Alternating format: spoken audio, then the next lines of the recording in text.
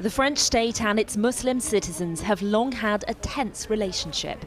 Now it's feeling more fraught than ever.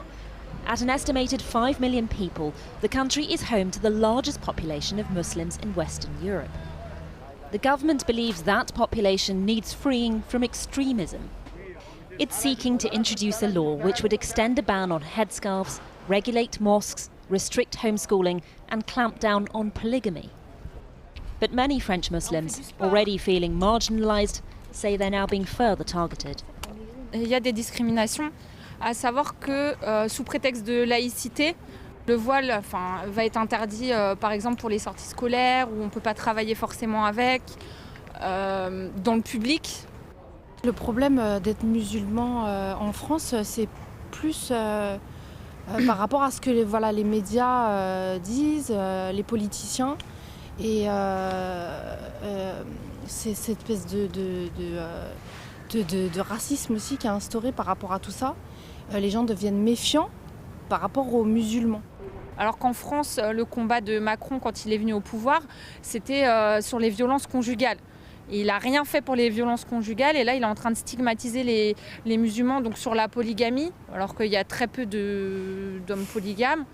Marlène Schiappa, hier, nous disait qu'elle autorise l'infidélité, les troubles. Alors les troubles, je ne sais pas comment on peut traduire ça en anglais, mais le polyamour. Les hôpitaux, ça va pas, les écoles, ça va pas, il n'y a rien qui va. Et il est là à focaliser sur les musulmans, ce qu'on doit penser, alors que rien ne va en France. Donc moi, je lui dirais déjà de s'occuper de tout ce qui ne va pas. The tranquility of the oldest mosque in France feels a world away from the heated debate around this legislation. In the 1920s, its construction was funded by the state, partly in tribute to French Muslims who fought for the Republic in the First World War. Now the government seeks to forge a French Islam, and some imams have already agreed to sign up to its charter of republican values. France has been plagued with attacks carried out in the name of Islam. Most recently, the killing of 3 at a church in Nice and the brutal beheading of schoolteacher Samuel Paty. But some fear instead of addressing extremism, President Macron's answer will make the problem worse and criminalise legitimate political activity.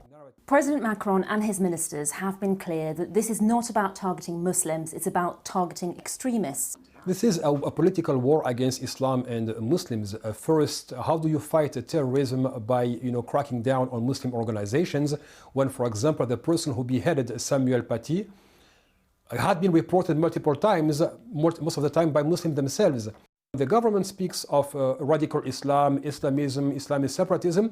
There is no definition whatsoever, which means at any moment in time they can decide who is the good Muslim, who is the bad Muslim. And from Emmanuel Macron's speech, the bad Muslims are the ones who organize, the ones who challenge the dominant narrative, the Muslims who want to fight for their rights. For God's sake, this is a country born out of a revolution. We've had multiple revolutions for the centuries. And so we pride ourselves, on the one hand, when white people do it, but when the black and brown Muslims do it, it becomes a crime and unacceptable.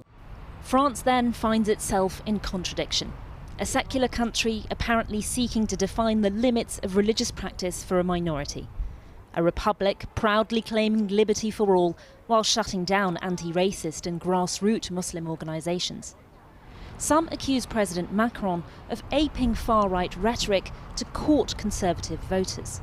His supporters deny that. We've spoken to many young Muslim French citizens who say they do feel targeted by this law, that it does feel like they are being singled out and discriminated against. So what do you say to those people? Well, I say to them, and this is what we're going to be trying to be doing here when the debate is taking place, is that I personally, for instance, believe that there shouldn't be any amendment on this law regarding the way Muslim people decide to dress. Some of my colleagues want to say, okay, young girls in France shouldn't be wearing a veil, for instance. I don't mind. What we're really trying to tackle is institutionalized Islamist, political Islam. We don't want the millions of Muslims who live happily in France to be targeted.